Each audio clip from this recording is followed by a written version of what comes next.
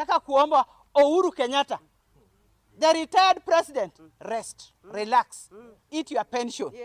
Wacha hizo mabilioni sasa unamwaga, ungesaidia nayo baba wakati ule, ndio baba angepita nayo. Sasa huwezi ingia kwa nyumba ya mke mwenye bwana yake amekufa, unakuja kumdanganya ya kwamba mimi nakupenda mpenzi, wacha nikusaidie hii, while unakuja kunyonya mali yake kidogo yenye imebaki. Uhuru Kenyatta, rest. Nataka kuambia kwamba mkutano yenye napangwa kesho sio ile mkutano yenye tunajua kama delegates. Mimi nataka kuambia hao waheshimiwa wenye wamepanga hiyo mkutano ikue kesho. Sisi hatuna chama inaitwa ODM asili, hatuna tangawizi, hatuna chameleon. Sisi tunajua baba Raila Amolo Odinga alituacha kwa chama cha ODM.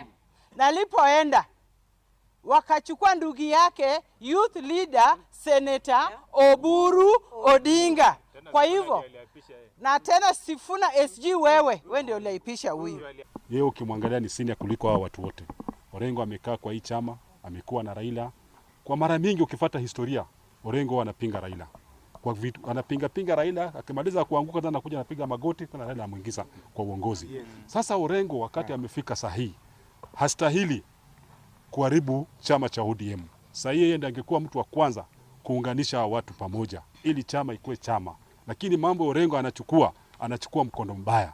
Ni kama alikuwa na hasira na Raila, asikuwe na hasira na Raila pia kama amekufa. Kwa hivyo tunataka familia ya Raila ikue na chama ya ODM ikue. Hii chama imesimama kwa miaka 20 na tunataka iongezeke. So Orengo, wewe kwanza Orengo tukikuangalia na Uburu, unatoshana miaka. Sasa wewe unafaa ukuwe advisor wa chama, hapana kuseparate watu wa ODM. Na nikirudi kwa Sifuna umepatiwa kiti ya General Secretary. Sijui Waluya mlirogwa ama sijui ni nini. Kwa vile hii kiti ya General Secretary wakati walipatia Sikuku, Martin Sikuku, ikiwa Ford Forum ile ya mzee Oginga. Sikuku alikuja akaharibu chama ya Ford. Ndio tukakuwa na Ford Kenya, sijui Ford ya Sidi, sijui ikakuwa Ford nini. Juzi walipatia Babu kiti. Pia wewe ni Mluya. Tena Babu pia ndio huyu akakimbia akaenda akafomu sijui chama yake inaitwa sijui Labour.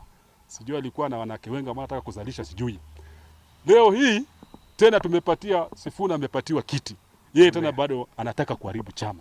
Sifuna tunakuambia usiharibu chama. Kama uko na interest zako za Nairobi, piga siasa ya Nairobi lakini wacha siasa ya huku chini. Kwa vile huku reserve chini, hatujui mambo yako ya Nairobi. Sisi tunajua mambo ya 2 term.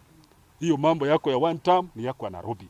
Tumesema hiyo chama enye Sifuna iko, hiyo ni lemon, hiyo si machungwa, hiyo ni chungu sana. Haitujui, hiyo ni ndimu.